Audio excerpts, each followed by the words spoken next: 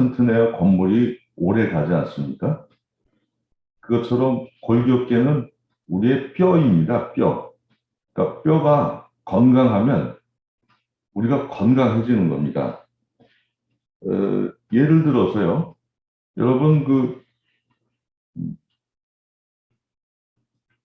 뼈가 건강하지 못하면은 여러분 낙상 같은 거 주변에서 많이 들으시죠? 넘어지시면은 골반뼈나 이런 데 손상이 되면 연세 드신 분들은 오래 못 사시죠. 보통 대부분의 경우가 넘어지셔서 골반뼈가 부서지면 한 6개월 이상 살기가 어렵다는 통계도 있습니다. 그처럼 뼈가 무너지면 굉장히 심각한 문제가 발생이 됩니다.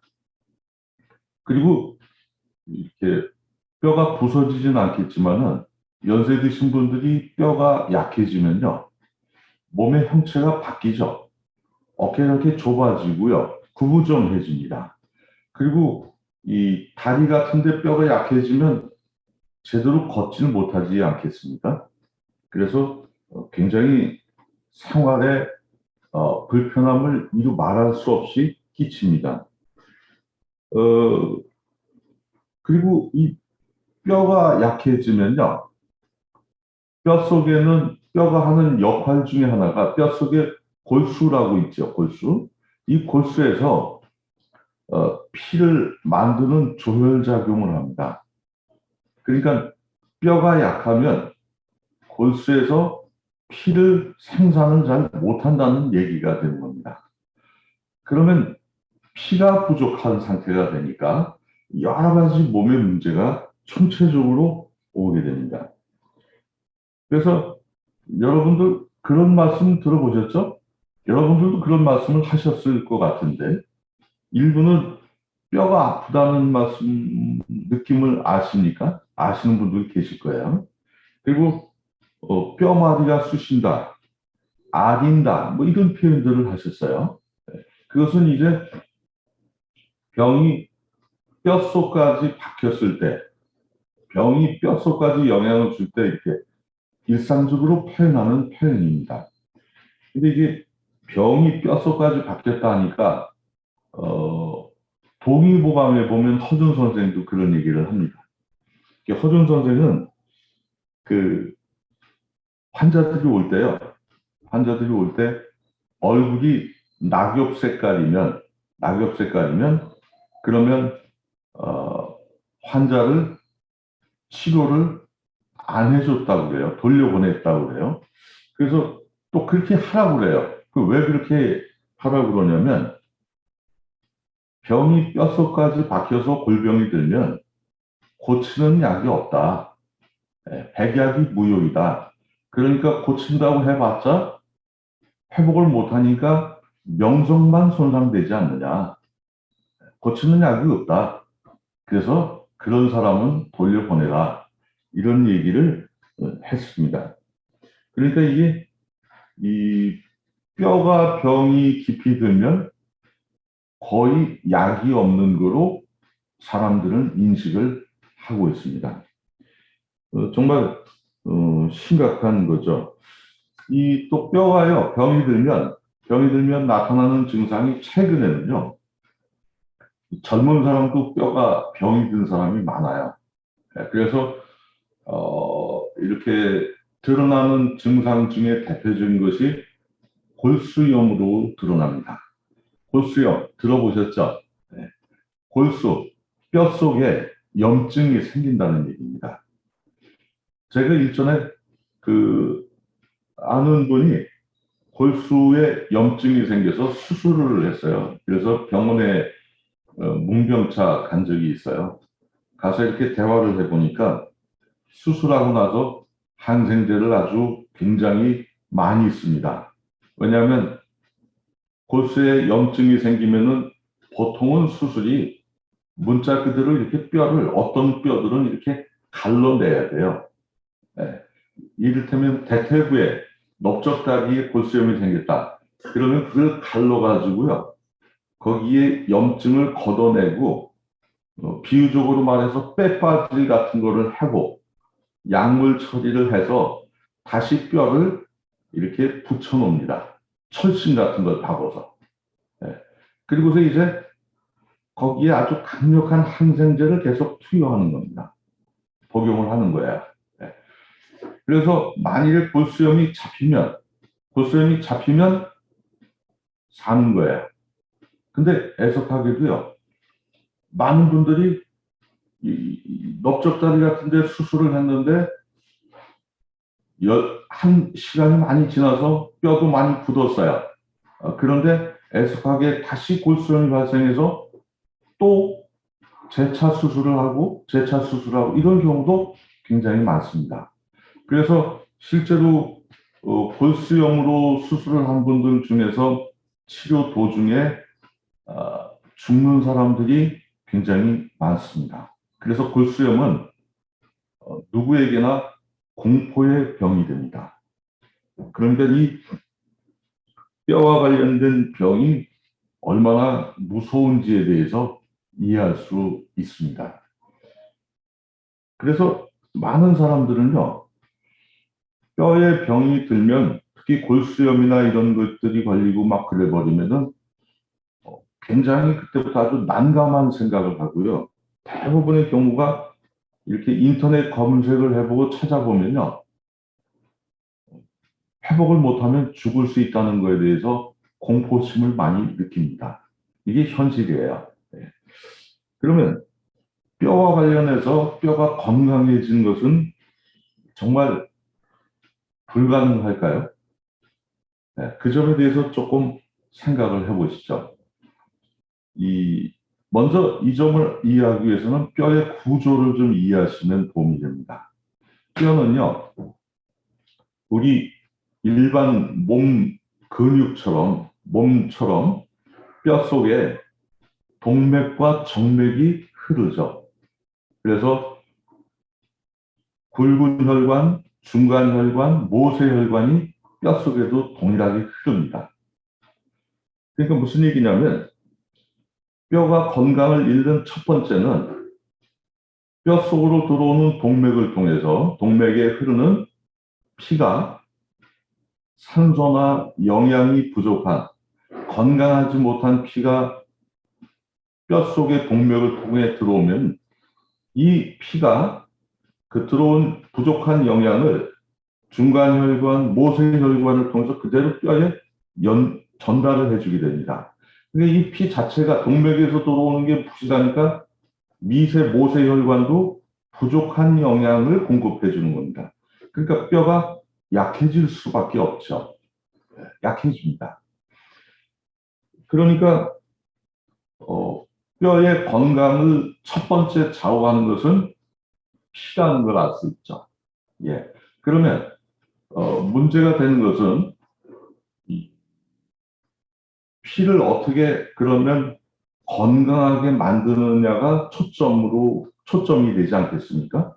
숙제는 열쇠는 뼈를 건강하게 만드는데 뼈가 아니라 피를 건강하게 만드는 방법에 있는 겁니다. 그러면 이제 현대의학은 피를 이렇게 건강하게 만드는 방법은 모른다가 현재 정답입니다. 모른답니다, 현재. 그래서 이 모르는 것을 제껴두고 뼈를 건강하게 하려고 하니까 문제가 자꾸 생기고 회복이 안 되는 겁니다. 참고로 이 피에 대해서요, 예전에는 그런 연구들이 많이 있었어요. 지금도 그런 방법이 시행이 되고 있는데요. 병원에서 수술을 하거나 무슨 건강상의 문제가 심각하면요, 피를 10분의 1 정도 빼서 기계로 돌리죠. 네. 혈관을 통해서 이 혈관을 통해서 피를 빼서 기계로 돌려요. 그래서 그 기계에서 깨끗하게 정화하고 건강하게 조금 만들어서 다시 몸으로 주입을 합니다. 네. 그러면 조금 도움이 되지 않겠는가 이런 생각에서 합니다. 그러니까 이런 인위적인 방법으로 아주 제한적으로는 조금은 할 수 있을지라도 피 자체를 건강하게 만드는 방법은 현대의학에서 접근 불가, 할 수 없다고 사람들은 생각을 하는 겁니다. 그래서 뼈를 건강하게 하는 방법을 찾기가 처음부터 난해한 겁니다. 이해하시죠? 예. 그러나 여러분들은 대부분 아실 겁니다. 피를 건강하게 하는 방법을 아실 겁니다. 피를 건강하게 하는 것은 어떤 기계나 인위적으로 사람이 할 수 있는 게 아니고, 여기 우리 몸의 장기, 아시는 것처럼 적혈구는 영양과 산소를 가지고 가지 않습니까? 그러니까 이 영양이 공급이 잘 돼야 되겠죠. 아시는 것처럼 이 영양의 원천은 음식물입니다. 근데 음식물이 우리 몸에 흡수가 잘 돼서 그러려면은 소화도 잘 돼야 되고요. 그러니까 위가 좋아져야 되고, 그 다음 음식물이 흡수되려면 소장의 기능이 좋아져야 되지 않겠습니까? 당연히 소장이 좋아져야죠. 그래서 에너지가 이 음식물이 소장을 통해서 흡수가 잘 돼야 되고요. 그리고 이 흡수된 영양은 우리 몸 전체 세포에 미토콘드리아에 잘 들어갈 겁니다. 그러면 미토콘드리아에 들어가면 이제 폐를 통해서 주입받은 신선한 산소가 이 영양을 에너지로 전환을 시켜줍니다. 그래서 이 뼈 속에 있는 모든 세포들이 신선한 영양과 좋은 영양과 산소를 공급받으면서 뼈 속의 세포들이 살아나는 작용을 하게 됩니다. 그래서 뼈를 이루고 있는 세포들이 아주 건강해지는 거죠. 그 과정이 이루어져야 됩니다. 네, 그러려면 여기 위와 소장의 기능이 아주 절대적이라고 이야기할 수 있죠. 물론 대장도 관련이 됩니다. 대장에서 아시는 것처럼 대장에서는 기능이 이렇게 연동운동이 원활하지 않으면 거기서 유독가스, 발암물질들이 올라오죠. 그리고 이런 발암물질들이 이를테면 여러분 배는 빵빵한데 답답한데 가스가 안 나옵니다. 그럼 어떻게 되죠? 여러분 머리가 맑습니까? 기분이 좋습니까? 아니죠. 반대가 되죠. 근데 여러분이 배가 빵빵하고 불편한데 가스가 시원하게 나오면 어떻게 되죠? 예, 바로 기분도 좋아지고 상쾌해집니다. 왜 그런 현상이 생기죠? 예, 우리 몸에 이렇게 가스가 차면은 이 가스가 몸 전체로 퍼집니다. 그리고 그런 것들은 유독 가스이기 때문에 몸에 영향을 바로 줍니다.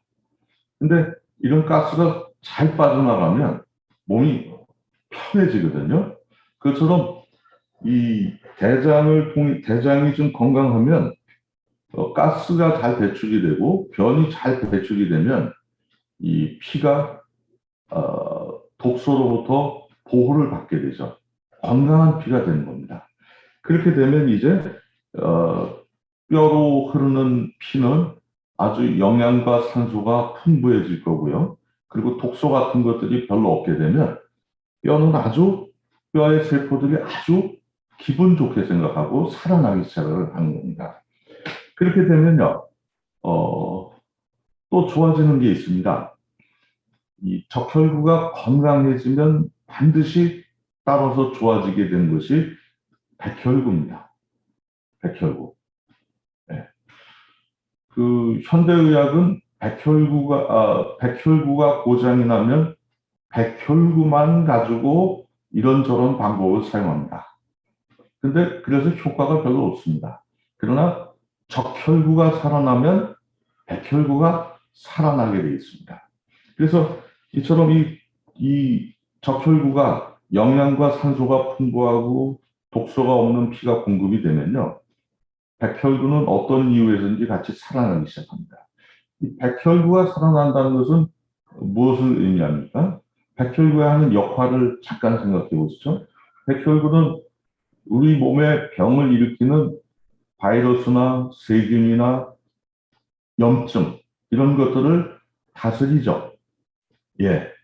그러니까 이 건강한 피가 뼈 속으로 순환이 되면 백혈구가 건강해지고, 이 백혈구가 건강해지면 뼈 속에 병을 물리칠 수 있을까요?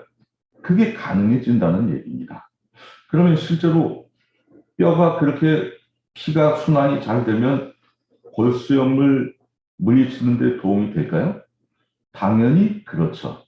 그래서 현대의학에서는 굉장히 난해하고 치사율이 높은 그런 질병들이 우리 몸의 혈액순환이 잘 되므로 풀어낼 수 있는 겁니다. 그러니까 우리가 뼈가 약하거나 또는 말하자면 뼈에 영양 공급이나 산소나 이런 것들이 공급이 잘 안 돼서 뼈가 약해지거나 또는 심각한 뼈에 문제가 생긴다 하더라도 두려움에 압도될 필요가 없습니다. 뭐 호랑이 굴에 들어가도 정신만 차리면 산다죠. 그렇죠? 네. 우리 몸에 아주 심각한 질환이라 할지라도 도망가지 말고 몸에 대한 정확한 지식을 습득을 해야 됩니다. 그리고 그런 정확한 지식에 근거해서 우리 몸하고 병하고 싸울 수 있습니다. 그래서 뼈와 관련된 질환에 대해서 증상은 많지만 해답은 의외로 간단하다는 것을 여러분이 기억하시면 좋겠습니다. 실제로 이렇게 여기 장기가 좋아지면요, 여러분 어린 아이들 보면은 나이는 서너 살 됐는데 뼈가 아주 가는 아이들이 있어요. 성장이 안 되는 애들이 있어요. 왜냐하면 그런 애들은 먹어도 소장에서 흡수가 안 돼요. 네. 그래서 저성장인 경우가 있거든요. 근데 만일 그런 아이들이 위가 좋아지고 소장이 좋아지면 나중에 성장이 다시 되지 않겠습니까? 그러면 뼈가 다시 건강해질까요? 예, 건강해지는 겁니다. 건강해지는 겁니다.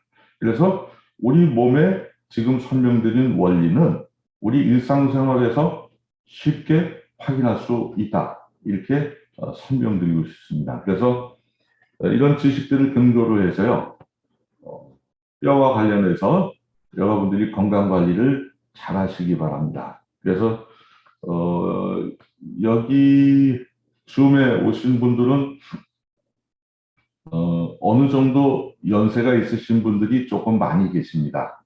그래서 제일 신경 써야 될 여러 가지 것들 중에 뼈의 건강에 대해서 예민하신 그런 시기입니다. 그래서 여러분들이 뼈의 건강을 위해서 위와 소장, 대장까지 여기가 관리가 잘 되면 뼈는 악화되지 않고 어느 정도 우리를 건강하게 유지시켜 줄 것이라고 생각을 합니다. 제 강의는 여기까지 마치겠습니다.